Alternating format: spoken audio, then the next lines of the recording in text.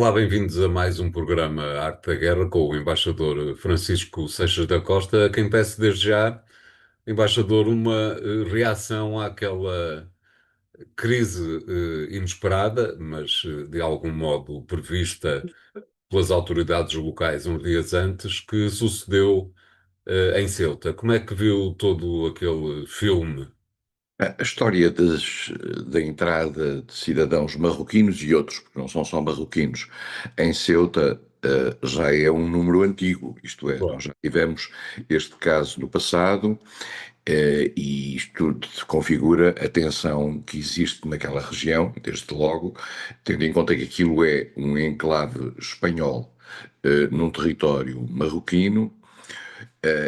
A presença da Espanha nesse território marroquino é contestada há muito tempo por Marrocos, quer ali, quer em Melilla, na ilha de Perril, que é uma pequena ilha que também é espanhola, junto à costa de Marrocos, e são, digamos, excrescências da história.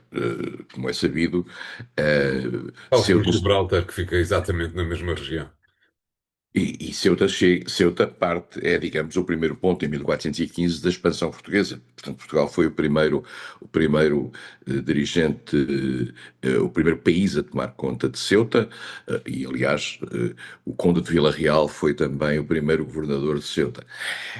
Dito isto, a expressão desta questão, que tem uma dimensão histórica, está neste momento inserida naquilo que é a tensão migratória que existe à volta da Europa e, portanto, a Espanha não terá tido os sinais de que uma mudança ocorrida na legislação espanhola, isto é, uma determinação por parte do Supremo Tribunal e espanhol, no sentido de dizer que quem entrasse em Ceuta por via marítima não configurava uma entrada por via terrestre, e isso terá levado a um desencadear de uma informação que aparentemente é politicamente motivada, no sentido de dizer, a partir de agora, quem quiser entra em Ceuta e quem quiser pode daí ir partir para a Europa.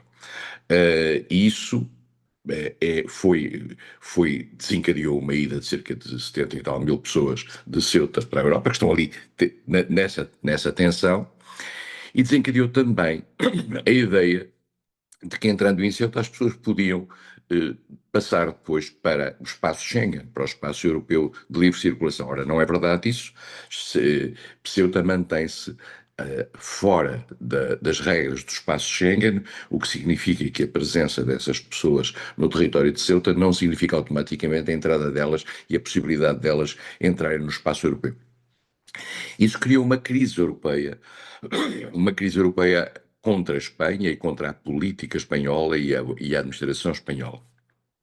E vários países europeus, digamos, no fundo protestando contra aquilo que era a decisão espanhola de fazer aqui há meses uma legalização de um elevado número de pessoas, que terá estado também na origem, digamos, do psicológico desta movimentação, escreveram uma carta, digamos, dissociando-se da posição espanhola e criando uma crise dentro da própria Europa. Portugal, felizmente, não assinou essa carta, porque, não obstante as pessoas poderem ter dúvidas sobre determinadas medidas dentro de cada um dos países, há uma solidariedade europeia, porque não houve nenhuma intencionalidade espanhola no sentido de permitir a entrada daquelas pessoas, e além disso, aquelas pessoas não saíram de Ceuta, não vieram para o território europeu continental. Portanto, estamos aqui numa tensão que tem muito a ver também com o modo como a administração espanhola é hoje olhada no quadro europeu. A administração espanhola, é sabido, tem uma postura no quadro europeu que é diversa, quer em matéria de imigração, quer em matéria de opções políticas de natureza geral, nomeadamente na questão palestina e no próprio modo de afirmar a relação com os Estados Unidos. Por outro Diversa e única, que é talvez o principal problema. Sim, e praticamente, digamos, Pedro Sanches, que é um homem que está, digamos, no plano interno, bastante acossado por uma crise política à volta de várias figuras ligadas ao seu partido, com casos de corrupção, etc., vive com uma política que de si é ela própria diferente da generalidade dos países europeus. Isso torna, de facto, um pouco isolada essa sua posição. E há quem diga que isto também entramos no domínio da pura especulação, que quer os Estados Unidos, quer Israel, através da movimentação das redes sociais, criou este movimento. É muito estranho que as redes sociais, a partir do momento em que esta invasão tem lugar, depois desapareçam muito rapidamente, tenham sido diluídos várias plataformas que tinham sido criadas ad hoc apenas para movimentar as pessoas e para levar as pessoas a irem para Ceuta, tenham desaparecido. Há aqui várias situações, digamos, nós sabemos que os Estados Unidos consideram que a Espanha é uma entidade dentro da Europa que, enfim, é talvez aquela que mais contraria os seus interesses, a postura tradicional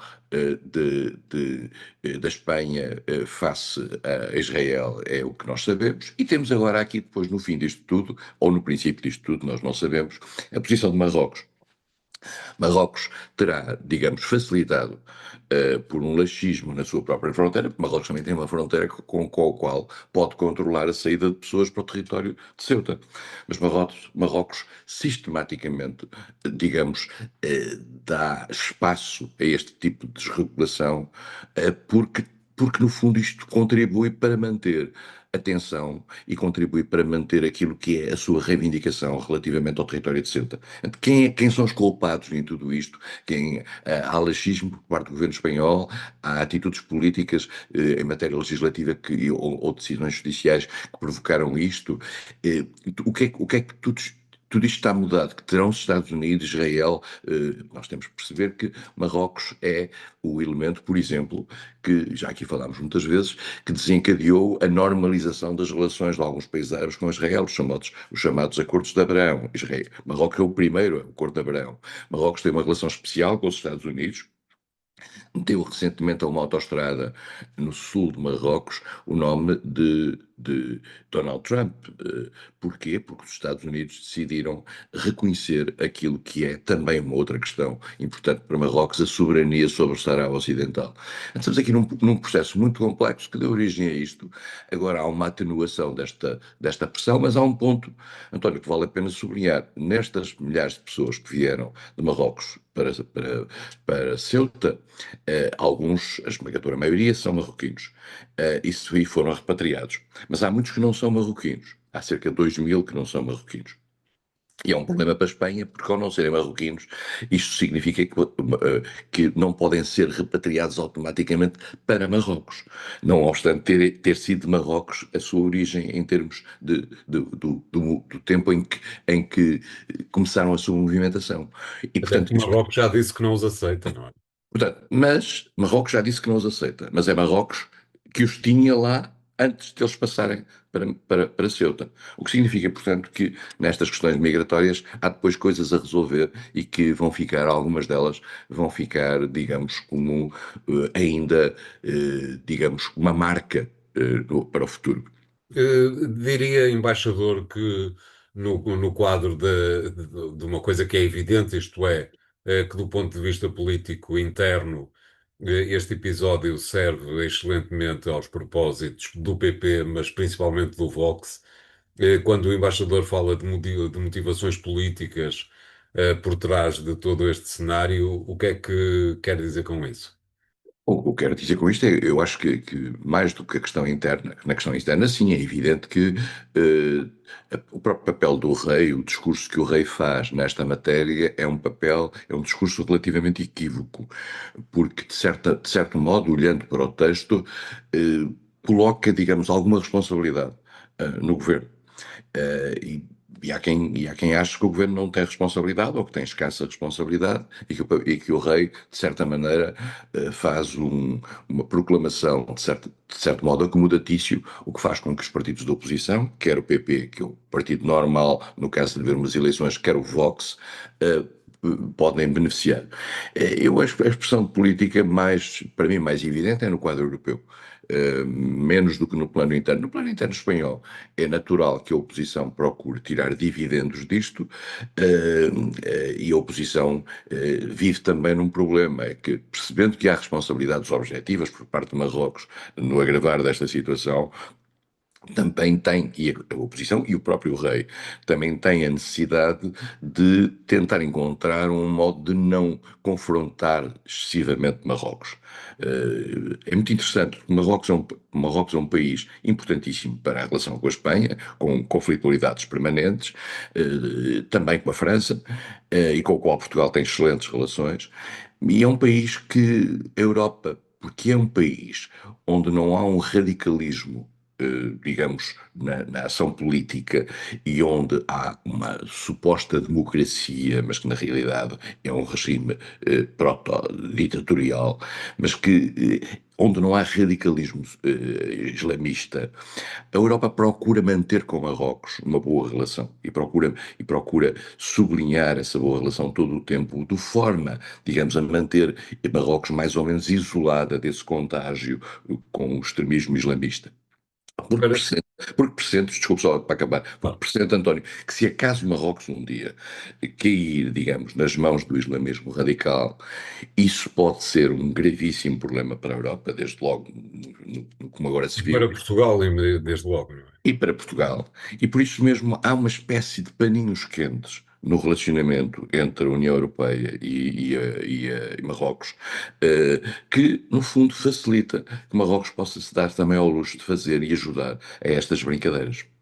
Como é que acha que correu, nomeadamente para a Espanha, a reunião de ministros da Administração Interna que aconteceu na terça-feira, isto é, ontem? A reunião, houve um recuo, claro, relativamente à posição europeia e ao radicalismo da posição europeia. E, portanto, houve, digamos, uma espécie de reforço, de anúncio de reforço das medidas da fronteira externa da União, porque vamos ver uma coisa, de facto, Marrocos, de facto, a fronteira de Ceuta para Marrocos é uma fronteira externa da União Europeia, não é uma fronteira externa de Schengen, porque a área de Schengen não abrange não abrange, isto é, exclui explicitamente Ceuta. Portanto, eu acho que a reunião correu relativamente bem para a Espanha, num quadro em que Espanha não deixa de estar isolado no quadro europeu. Não vale a pena sobre isso termos a mais pequena dúvida. Madrid está, de facto, sob uma observação permanente. Alguns países europeus foram algo hipócritas ao isolarem o caso espanhol, tendo em conta que eles próprios, como é o caso de Itália, foram muito mais responsáveis pela entrada de imigrantes ilegais nos últimos anos, como os números apontam, do que foi a própria Espanha. Mas isso também tem a ver com o tal isolamento que a política externa também de Pedro Sánchez mantém no quadro europeu e o modo como isso, no fundo, acaba por dividir a própria Europa. Claro. Um tema que, com certeza, viremos a abordar no futuro, uma vez que este episódio não há de ser, não é o primeiro, não será com certeza o último. Vamos fazer aqui o primeiro intervalo do programa de hoje. Voltamos já de seguida com o segundo tema. Até lá.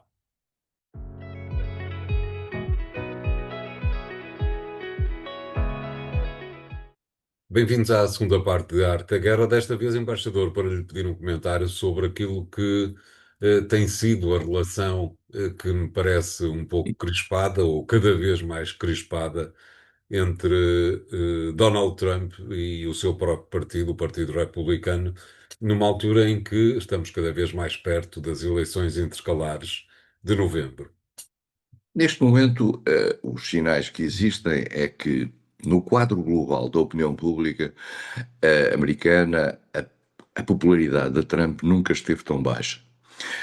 E, aliás, digamos, está mais baixa do que no passado. Presidentes em situação idêntica estavam, por esta altura, num quadro de aproximação às primeiras eleições intercalares.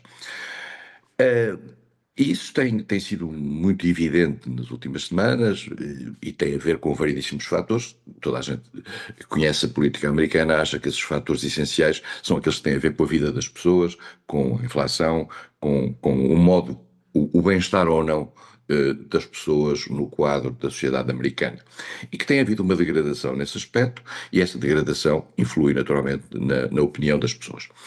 A grande questão está em saber, e também os estudos que há nos Estados Unidos nesta matéria não são conclusivos, sobre se este tipo de atitude vai ter necessariamente uma tradução em termos de menos eleitos republicanos no quadro das eleições intercalares de novembro.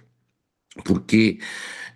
Porque as coisas hoje são definidas por círculos muito específicos e há quem diga que, apesar de tudo, Trump consegue, em alguns desses círculos, segurar, digamos, a onda negativa que possa vir ao nível do voto e, de certa maneira, não ter um descalabro em novembro.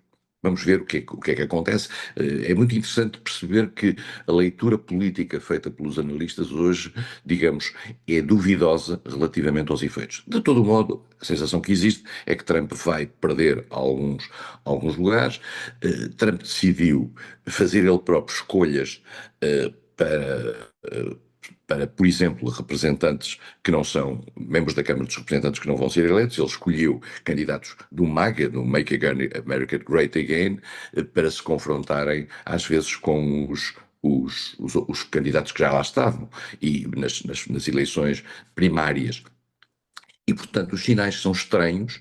Agora, o que dá a ideia é de que há uma parte do Partido Republicano, particularmente aquela que não vai ser eleita agora, e que, portanto, e que pressente que já não vai ser eleita, que tem criado algumas dificuldades a Trump no quadro da Câmara dos Representantes.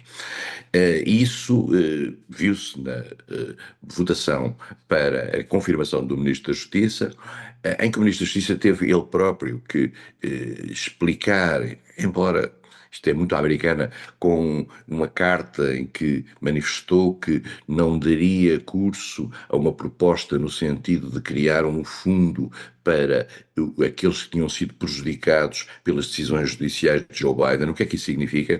Significa que nos Estados Unidos Trump e os seus apoiantes tinham a intenção de garantir um fundo que, por exemplo, pagasse àqueles que tinham sido condenados por terem invadido o Capitólio na altura das eleições, na altura da tomada de posse de Joe Biden. E, portanto, estamos aqui num tempo em que este tipo de decisões estão, no fundo, estão a testar aquilo que é a solidez do Partido Republicano. Veremos em que medida é que Trump consegue ou não, enfim, levar a água ao seu moinho. A verdade é que o tem conseguido no essencial. Tem pequenas derrotas, mas no essencial tem conseguido. E mesmo aqui, e naquilo que significa algumas decisões do Supremo Tribunal Federal, Trump, há coisas nos dois sentidos. O que significa que a força de um presidente americano num quadro interno é muitíssimo grande. E mesmo um presidente tão contrastante como Trump, é uma figura que tem, apesar de tudo, uma capacidade de influência e de movimento. Porquê?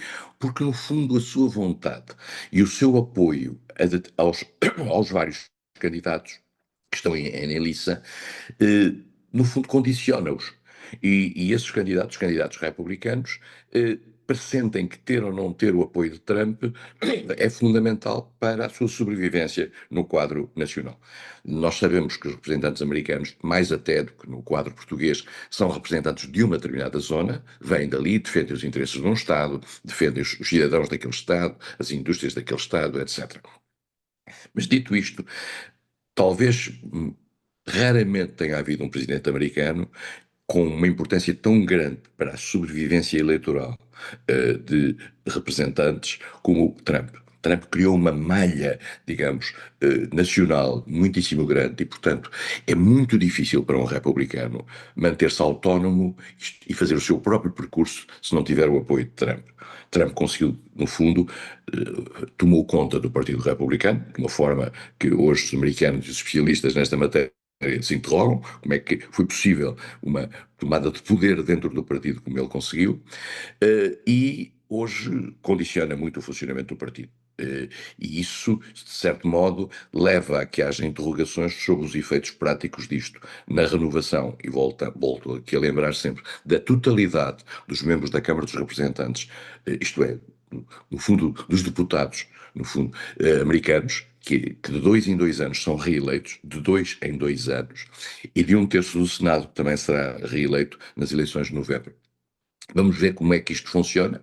A sensação que existe, além disso, é que há um outro elemento que normalmente não costuma ter uma grande importância na vida americana, que também terá que ser contado, que é o final, ou não final, da guerra no Irão, mas já lá iremos. Acho, embaixador, e atendendo a que este será o segundo mandato de Donald Trump e aparentemente será o último, parece-lhe que a segunda parte deste segundo mandato ficará marcada por alguma tensão interna no partido para que os norte-americanos sejam levados a perceber quem é que, de algum modo, será o herdeiro do trumpismo?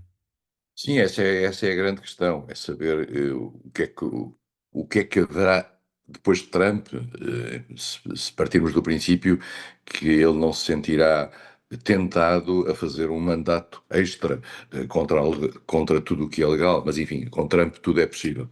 Mas é muito importante saber qual é o saldo global do equilíbrio nas instituições americanas, no Congresso em particular, eh, eh, para perceber quem é que será o seu herdeiro, porque o herdeiro normal de Trump seria o vice-presidente J.D. Vance. Mas resta saber se Trump se sentirá motivado a entronizar Vance. Há quem diga também que Marco Rubio poderia ter alguma possibilidade, tendo em atenção, digamos, não só a qualidade da sua prestação, porque Marco Rubio mostrou-se um pouco melhor do que aquilo que talvez as pessoas estivessem à espera em termos de performance real, em termos políticos, mas há ali uma tensão objetiva entre Rubio e Vance, e não parece haver um terceiro candidato. E isso significa, portanto, que o problema se vai pôr ali. Vance está muito mais próximo, digamos, dos setores MAGA, do Make American Great Again, nomeadamente até de alguma filosofia tradicional, que era aquela do não intervencionismo, dos recuos face às guerras. Rubio é, como eu disse, um performer, alguém que tem vindo a dar provas como secretário de Defesa e também National Security Advisor, principal conselheiro do próprio presidente. Ele faz as duas funções e tem-se visto que é um seguidista da política de Trump, e mais do que isso, tem dado força a essa política de Trump. Veremos também se é no apoio parlamentar digamos, no apoio extra-parlamentar no ambiente MAGA, qual é aquele que consegue ter mais força. A sensação que eu tenho é que conseguirá ter mais força quem se mostrar mais, eu diria, mais orgulhoso da herança de Trump. A sensação que se tem neste momento também é que Rubio estará mais próximo da herança de Trump do que Vance, que às vezes se mostra um bocadinho distante. E há quem diga que, ao ter colocado Vance, por exemplo, nas negociações com o Irão, Trump, de certa maneira, enfim, estende-lhe um tapete, pela simples razão de que a probabilidade daquilo ter sucesso era escassa, como aliás se viu. Não é muito claro o que é que vai acontecer, mas Trump continua a ter na mão e a manter na mão os cordelinhos. Claro. Mais um assunto a que voltaremos com toda a certeza, mas para já fazemos aqui o segundo intervalo do programa de hoje. Obrigado e até já.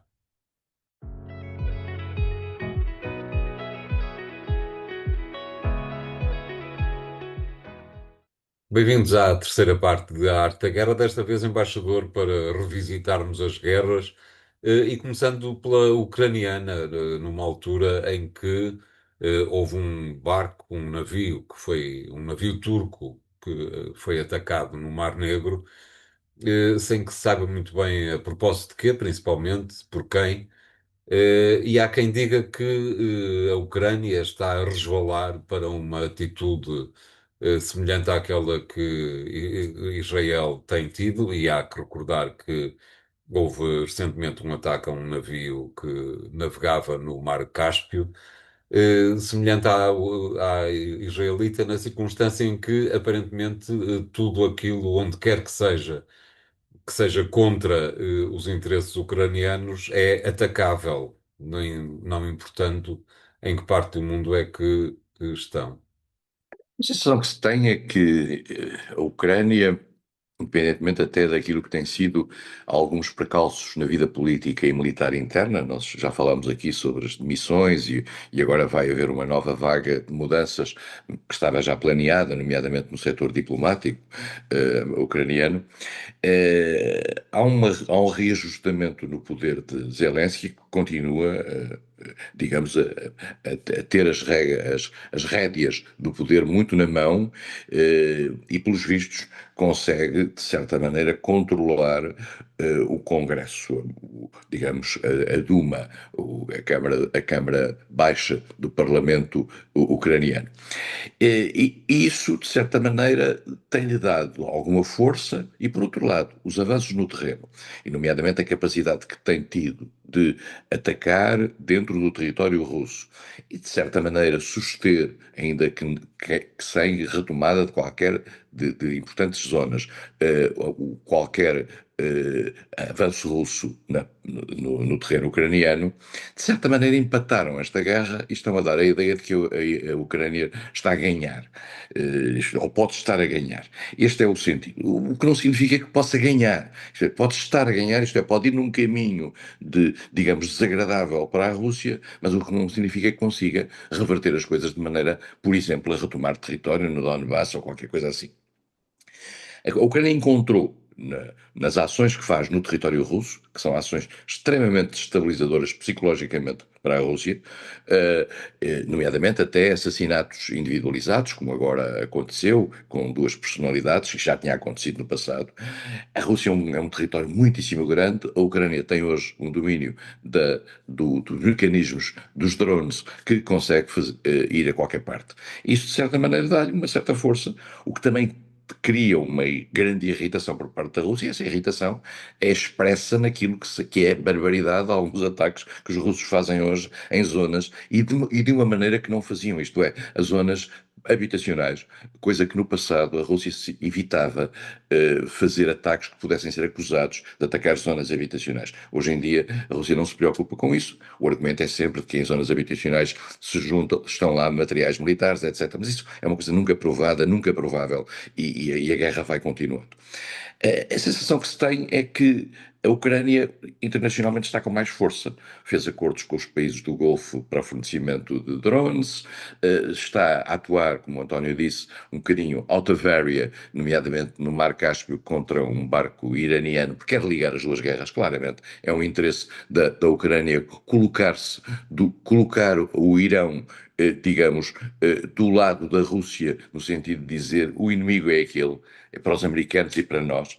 E, portanto, o objetivo é, de facto, alargar o conceito das guerras. Veremos se o Irão se deixa arrastar também para isso. E, portanto, de facto, a Ucrânia está, digamos, a afirmar-se no plano internacional. Uh, eu não queria sobre isto, digamos, jogar a prazo de muitos anos, mas a verdade é que, sendo a Ucrânia, como aliás já foi referi aqui há dias, um exército dos mais poderosos dentro da Europa em termos convencionais, isso não deixará de ter consequências na afirmação futura desse país no quadro internacional. Mesmo com potencial desagrado de alguns países que hoje são seus aliados. Isto é, a Ucrânia vai tentar ser um grande poder dentro da Europa.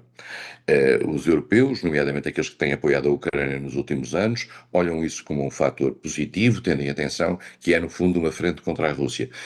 É verdade, mas nada impede que amanhã a evolução política da Ucrânia, de uma Ucrânia mais forte, não possa voltar-se contra os interesses de alguma Europa, independentemente continuar a ser uma barreira face aos russos.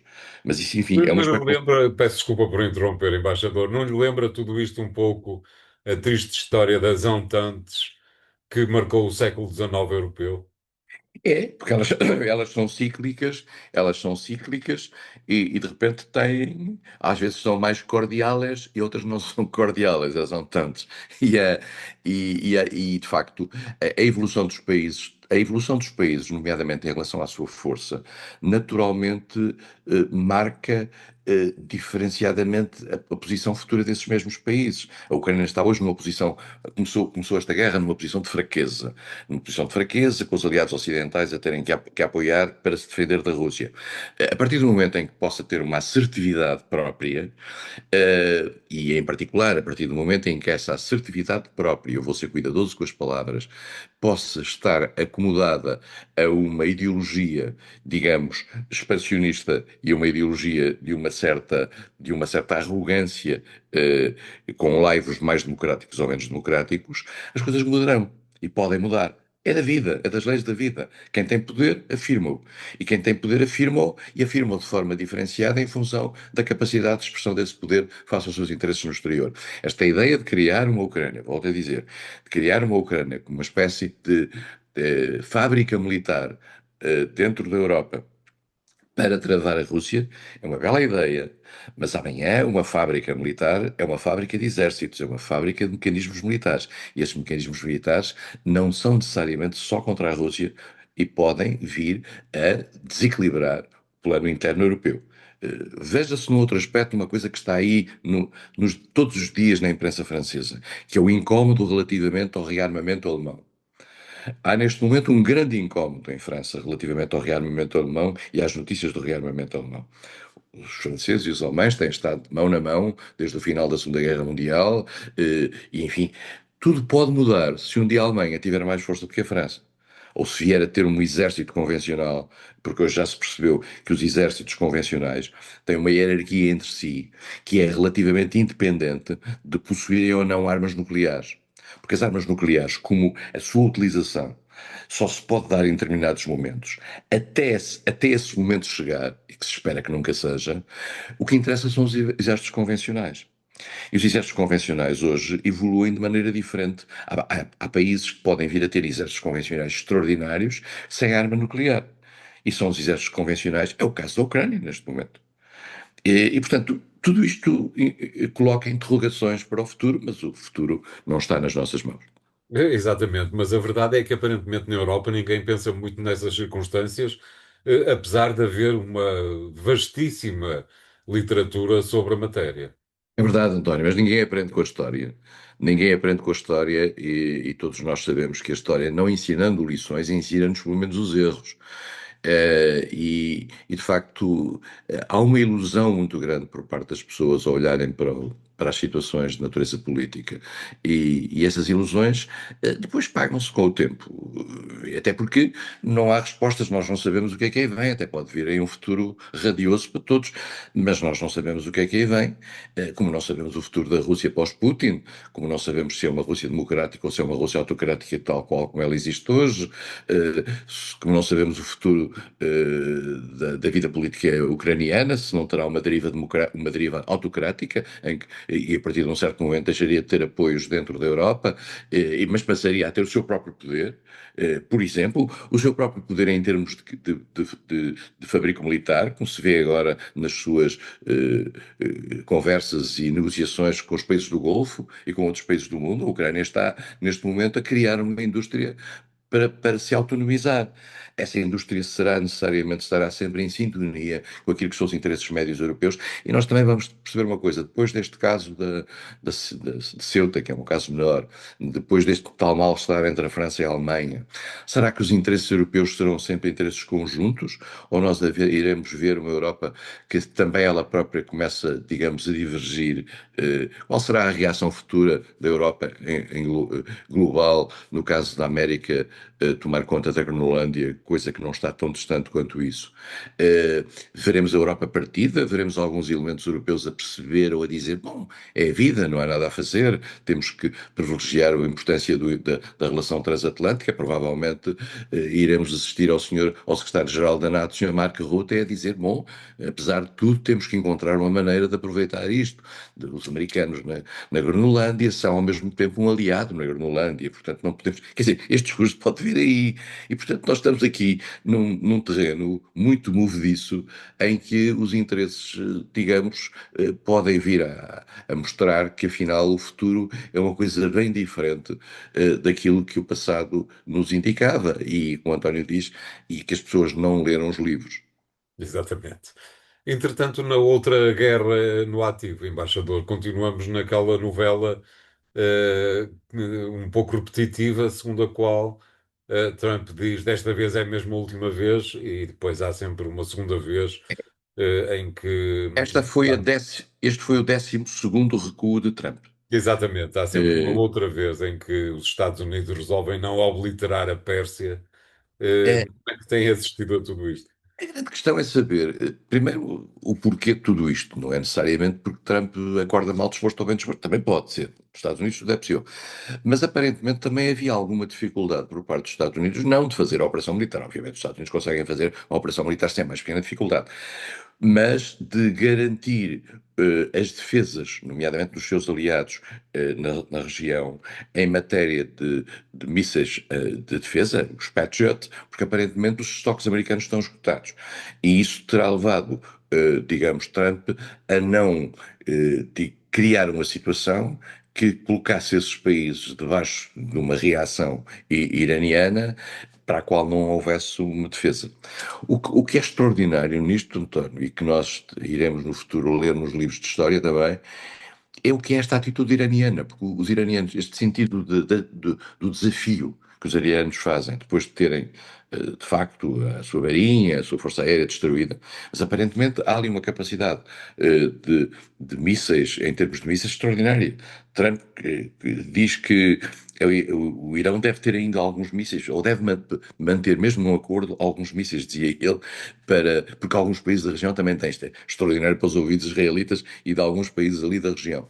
Mas, na realidade, Trump não sabe bem o que é que há de fazer, porque nunca consegue fazer um acordo com efeitos práticos. Não é na questão nuclear. Na questão nuclear, o assunto, eu diria que está mais ou menos controlado.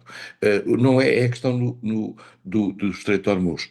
E o Estreito de Hormuz é muito difícil encontrar uma solução que seja compatível com a arrogância, de certa maneira, iraniana, que tem a ver com a sua atitude face ao direito que tem naquela zona, e por outro lado, aquilo que é a necessidade de mostrar algum poder e mostrar que é o dono do jogo. E por outro lado, também há aqui um ponto interessante: é que Trump teria conseguido garantir por parte dos europeus uma presença na região, mas é uma presença quando não houve guerra. Assim também eu, que existe uma história, quer dizer, o Trump tem razão neste aspecto. Os europeus estão decididos a ir para ali quando não houve guerra. Mas depois os europeus também disseram, mas quem criou a guerra foi o senhor. A guerra foi lançada por si. Quer dizer, que responsabilidade é que nós temos? O senhor deu cabo daquilo que era a livre circulação no Estreito de Hormuz, que existia antes da guerra. E agora nós temos que ir para lá recompor aquilo que o senhor estragou. Quer dizer, também é um ponto importante, porque estes países são países democráticos, que respondem perante opiniões públicas e, portanto, não estão dispostos a ver os seus soldados morrer numa ação inopinada por parte do Irão no fundo, ser levados e levados para esta guerra. Porque, no fundo, se amanhã um navio francês, ou alemão, ou italiano, fosse bombardeado pelo Irão, no fundo, esses países entravam na guerra contra o Irão. Porque o Irão acabava por os arrastar. Esses países têm muito medo que o Irão, à boleia dos Estados Unidos, os arraste para a guerra. E, portanto, os americanos não conseguem ter uma saída para a guerra. Uma saída honorável. Porquê? Porque querem sair à grande. E querem sair com a vitória total. E os iranianos, até ao nível do discurso, não os deixam ter esse discurso. Porque não consideram que qualquer recuo americano seja um recuo tático e negocial, consideram que é apenas mais uma mostra da sua falta de poder. Ora, Trump não é um ator para esta peça. Portanto, não sei quando é que isto vai sair, não sei se vamos ter mais uma 13ª anúncio de um ataque sobre o Irão e com o recuo a seguir na velha teoria da teoria TACO, que é Trump always chicken out. Isto é, do Trump no fim acaba sempre por recuar. Exatamente. Mais um assunto que iremos com certeza continuar a acompanhar, até porque os remakes são numerosos e, portanto, deixam-nos sempre atentos ao que se passa no Médio Oriente. Obrigado, embaixador. O programa fica hoje por aqui. Continuem a segui-lo no site do Jornal Económico e nas redes sociais do jornal. Obrigado e até para a semana.